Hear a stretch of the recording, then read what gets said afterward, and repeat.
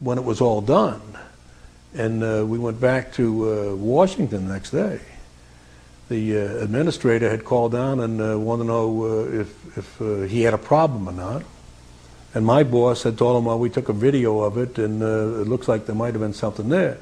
The administrator, which was Ingen at the time, Admiral Ingen, he said, well, have you got that video with you? Can you show me the video? And I said, yeah. And then you just plug it in and play it.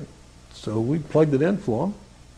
He started watching it, and after about 5 minutes, he told the staff, I cancel my, he had a meeting with someone in 15 minutes. He says, first he said, I'll be late, and then next it was cancel, and then I'm going to be here till this is over. So he watched the whole thing just over half an hour. A few minutes later, the Admiral calls down and says, I set up a briefing tomorrow morning at 9 or 10 o'clock, what it was. In the round room, bring all the stuff you have, bring everybody up there, and give them whatever they want. And we want to get out of it, just let them do whatever they want to do with it. They brought in 3 people from the FBI, 3 people from the CIA, and 3 people from Reagan's scientific study team, and I don't know who the rest of the people were. But they were all excited.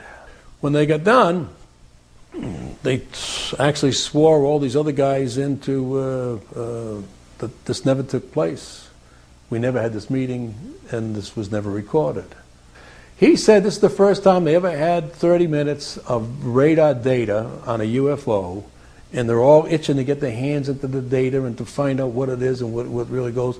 And if they come out and told the American public that they ran into a UFO out there, it would cause panic across the country, so therefore you can't talk about it. And they're taking all this data. So I said, okay, take all the data. That's what you want. But they took only what we had there. They didn't ask me if there was anything else that I had. They said they're taking all this data. And I said, fine. Now I had the original video that I took, and I had the pilot's report that came through, the first report, and I had the FAA's first report that was all downstairs on my table. They didn't ask for that, so I didn't give it to them. When they asked me what I thought, I told them that it looked like we had a UFO that was up there. The reason it wasn't on the FAA's tapes was because it was too large of an aircraft, and it was picked up as weather, so we wouldn't record it. That the pilot, the Japanese pilot, seen it. The Japanese pilot drew pictures of it. Eventually they gave the Japanese pilot a hard time because of what he said he was embarrassing his country. Our military controllers said they seen it. Our FAA controllers said they seen it. Our FAA controllers, after a period of time, came back and said they really didn't see a target. They saw something else, which makes it sound like somebody is helping them fill out their reports, and therefore that looks suspicious. My guess is, because of the way it was, it's not part of the military's operation anymore, that it was a UFO.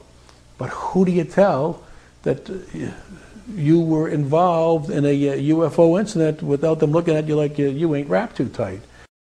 This next section of the video, of this briefing tape, is regarding the Strategic Air Command and nuclear facilities. I wish to emphasize that the witnesses we have here, again, are from diverse services.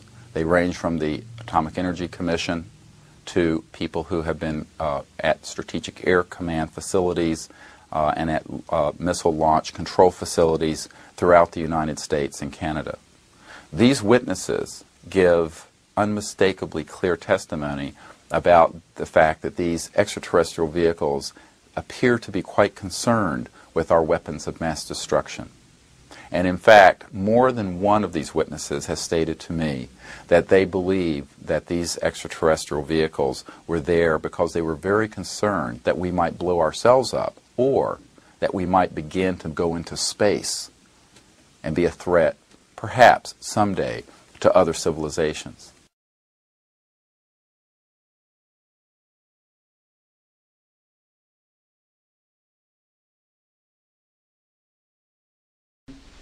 They counted down the missile. We heard engine ignition, lift off. We knew the missile was underway. And we were looking down south, southwest, and the missile popped up through the fog. It was just beautiful. And I hollered, "There it is." And our guys on our M45 tracking mount with 180-inch lenses on it got it. And the big BU telescope swung over and got it, and we followed the thing, and sure enough, we could see all 3 stages of powered flight as they burned out and dropped away. And then, of course, to our naked eye, all we saw was a smoke trail going off into subspace as it headed off toward its target, which was Eniwetok Island, Eniwetok Atoll. So we whooped and shouted and heard the film wrap off in the BU telescope, and figured, well, that was our first big deal, and we got it. We sent the film back down to Vandenberg, and I don't know exactly how long it was after the event. It might have been a day or two. I was called into Major Mansman's office at the 1st Strategic Aerospace Division headquarters.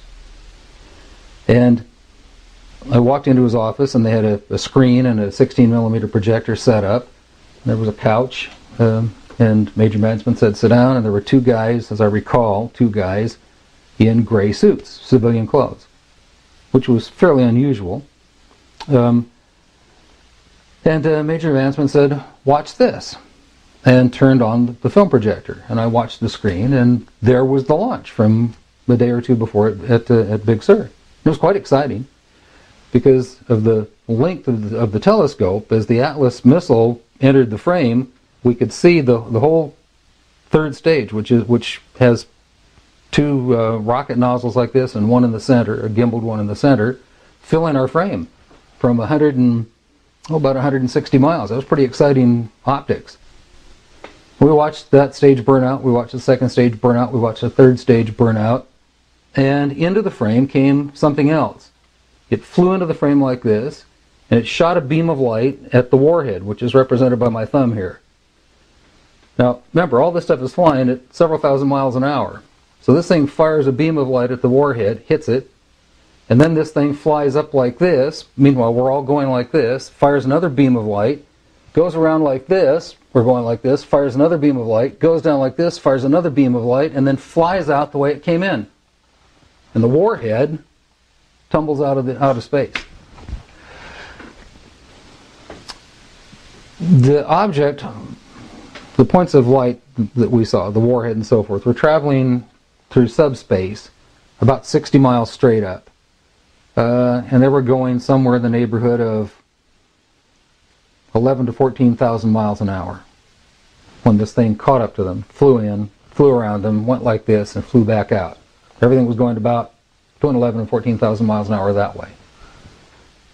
Now when the lights came on, Major Mansman turned around and looked at me and said, "Were you guys screwing around up there?" And I said, "No, sir." And he said, "What was that?" And I said, "It looks to me like we got a UFO."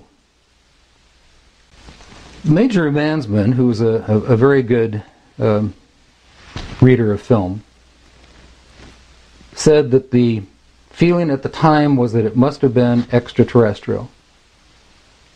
That they assumed that the beam of light that struck the warhead, the dummy warhead, was some sort of plasma beam, because it looked like a plasma beam. He said what happened is this. They took the film and they spooled off the part that had the UFO on it, and they took a pair of scissors and cut it off. They put that on a separate reel, they put it in their briefcase, they handed Major Mansman back the rest of the film and said, "Here, I don't need to remind you, Major Mansman, of the severity of a security breach. We'll consider this incident closed."